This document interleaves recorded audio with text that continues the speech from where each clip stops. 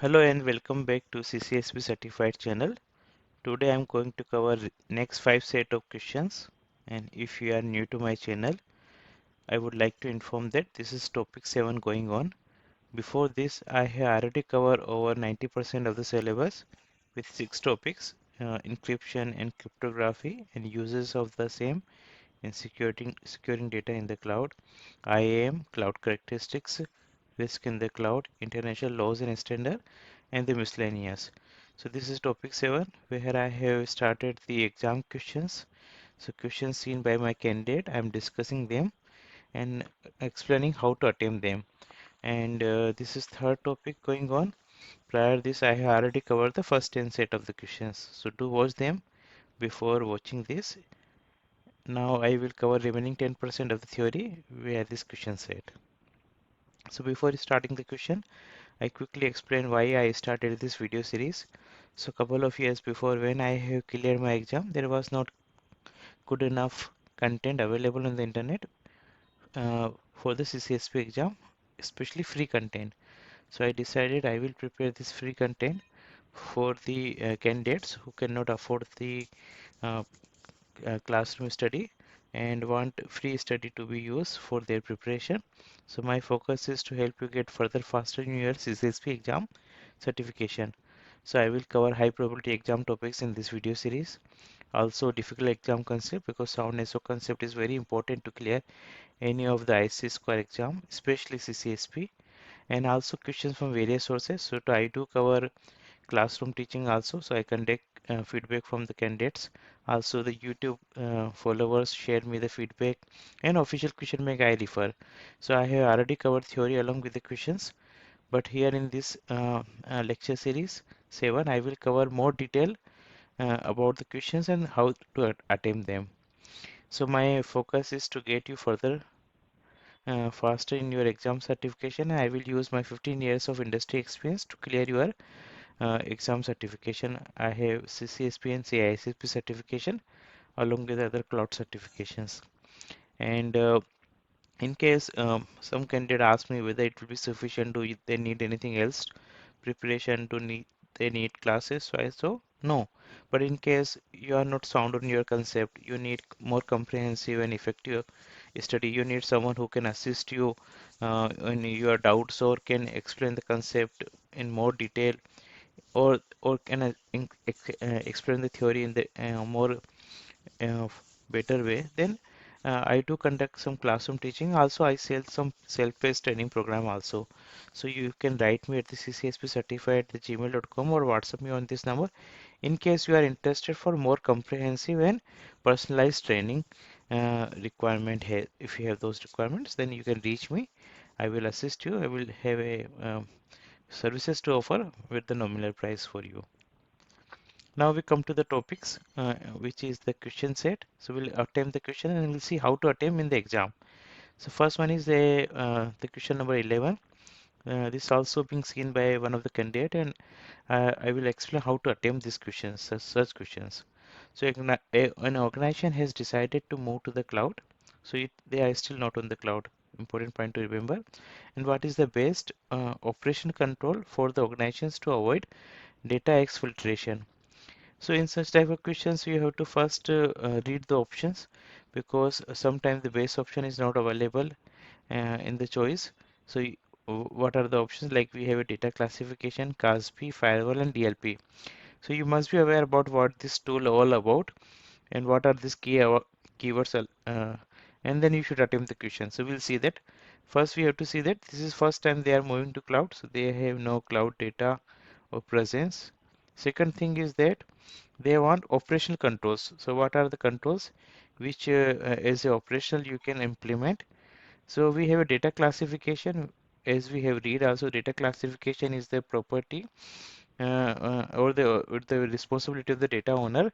They classify the data, and based on this different controls can be applied. What are data exfiltration? The data exfiltration is the mechanisms to control the unauthorized access of the data.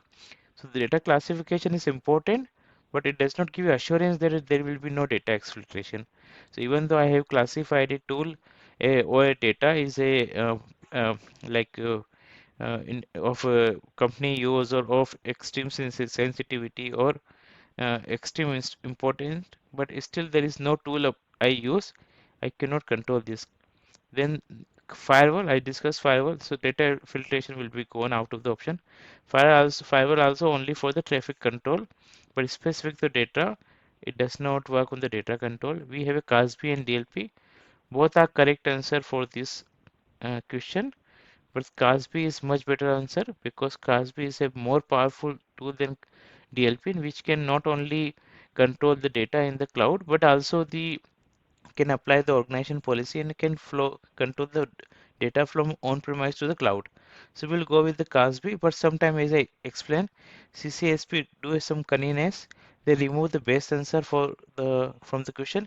In case CASB is not available, DLP will be the answer. So data, as I explained, always go with the best option. I have already covered this in lecture 14. I will give the um, in my description. I will share the detail of this lecture. But as I mentioned that exfiltration is a way to control the unauthorized transfer of the data from device or servers. And though DLP is the best one to use, but if they have a CASB, CASB is much better option than the DLP. If there is no CASB, go with the DLP option. Now next question, what is the first steps that need to be taken once a legal hold or litigation hold is issued? So sometimes they give legal hold, sometimes give the litigation hold, or sometimes they give the e-discovery. All of them are the associated terms. So how to attempt such questions? So you will see, my suggestion is pause the video, read the options. But if you see, all four options are correct here. But what the CSP want more is to know the first steps. So you have to understand what they are asking, and based on this you have to attempt the questions. So when there is an incident happen or when there is a such issue comes, notice comes from the court, what is the very first steps? Common sense is that identify the stakeholders who for whom this notice has come, and then discuss with them what action to be taken. So if you see the first option is to preserve the data of electronic and physical evidences, that is a action. That is not a very first step. Then identify the scope of the legal hold, including systems, data, custodian. This is also a post discussion. You connect with the stakeholders and you decide and include discuss this. This is also not a very first step. Same way, implement a data collection plan. This is also not a very first steps. Very first step is the option D, where we have options to notify all the relevant custodian. We ask them that who are the one who are responsible for this data, and then we may apply some write blocks at least to preserve the data till we do the evidence collection task. So always go with the keywords available in the question and try to attempt accordingly. So I have covered this in detail in lecture 28. I will also give the video link of this one. Do watch this. What is e-discovery, litigation hold, and how to conduct this in the cloud. I have covered this in detail in lecture 28. Next one is a company has decided to migrate to the cloud. CISO is worried about the sensitive customer data that will be hosted in the cloud. What is the first step that can take before creating the data? Again, if you read it properly, so there is no presence in the cloud. This is the first time they are hosting data in the cloud, and definitely in public in the nature. If it is not mentioned, it is in public in the nature. That's why CIOS is worried how to make sure the sensitive data about like PIA data or any patented data, intellectual property right data, this data how to protect and what are the very first steps. So there are multiple ways it can be protected. So if you there is no single steps can protect the data, like defense in depth has to be implemented. But what is very first step which will ensure that still other steps are not being implemented? This step will ensure that at least the data will be protected to some extent. So again, we'll read the options. DLP. DLP, we have seen that DLP required a data classification as a prior steps. So DLP cannot be very first steps. DL will be a second steps. First steps will be always data classification, and then data after data classification, you control the DLP for the data flow. So it will not, so sensitive data will not go out of the boundaries, but still someone in the cloud can read it because CIO SO is not mentioned. Is only worried about the external attackers. It can be internal attackers or internal misguided employee can read the data. So CIS is more about the sensitive data they are hosting in the cloud. So DLP is out. Event logging in SIEM systems, this is also out because these systems are more detective system than preventive systems. They will detect if any incident has happened. ACL also, access control also out.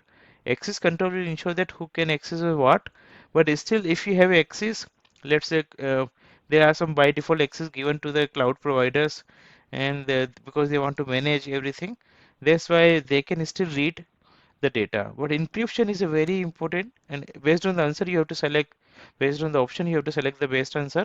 Encryption is a very important, very best answer out of given these four options, because encryption will ensure the data which is stored in the cloud is encrypted. Still someone capture the data, stole the data, cannot read the data until unless they have a valid key. So definitely the option D will be the best answer for this question. I have already covered encryption in detail in lecture 2. Do watch this. I will give the description of this one in the video content. Second last question, a organization has decided to onboard few external entities and aim to allow its cloud resources, environment and security operations. Means I have granted my partners or customers to access my cloud environment. I have created their account in my IAM system of the cloud, so they can use my ASP, PaaS or other services. So this has been mentioned in the line 1. So they are external entities, means they are not your employee. They may be auditors or contractors or customers, and we have created and allow them to use our resources in the cloud. What is the best strategy to enable monitoring and tracking in the scenario? So when you read the answer, you just read, when you read the question, you read what is the context. Context is they want more on the answer oriented to the monitoring and tracking systems. So if you see, all four will be correct in these scenarios, but what is the best one to select? So first one is to IAM related answer. IAM will help you to do a federation or single sign-on, but it will not be associated with the monitoring and tracking. That's why option 1 will not be correct. Enabling auditing and sharing to external entity also will not be a correct answer, though enabling auditing is a good answer, but we don't want to share the logs with the external entity. We want them to hold us to manage the access and the track this logging and monitoring. So option B will be incorrect. Option C is correct. So you read there should be a centralized IAM systems that can help to a real-time tracking, and option D is use a multi-tenancy model where external entities are isolated with separate accounts or compartments to segregate access and streamline monitoring.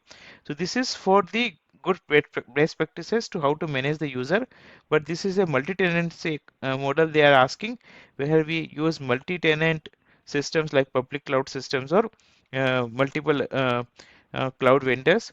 Those scenarios are for best management of the entities like IAM systems, but they are not best for the SIEM system. SIEM system we have just discussed, they should be centralized SIEM system which collect the log and send it back to the any external our vendor purchased or our purchased SIEM systems which can be used for real-time tracking of alerts.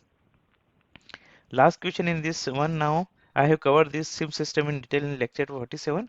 I will share the link of the same also. Last one too, what is the best technique to avoid lateral movement? So this is something I have not covered in the theory yet, but I will discuss now. But I will not share the answer of this question now. What I have decided now. So every lecture I will keep one question. I will not be giving the answer of this one. I will expect you to give comment of the same, and I will explain this in the next lecture. So this I just quickly explain what is lateral movement. So if you have gone to the Indian Railways or any railways first class compartment, there are coupes or the cabins where you cannot enter, and they are being used to ensure that the any vendor or any passengers do not enter into your private area until unless they are authorized or they are required to. So the advantage of this one, so lateral movement is being controlled. If you want to cross, you don't need to go to my compartment or my area, but in the sleepers or other areas where it is allowed, because they have to cross going to your private area only.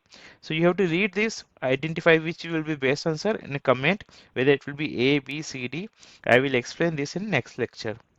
So that's for today. Hope you have liked it. It takes good amount of time and energy to prepare this video. So please like my channel, subscribe my channel, and do write me in case you have any feedback on WhatsApp number or the email. Thank you so much for watching this.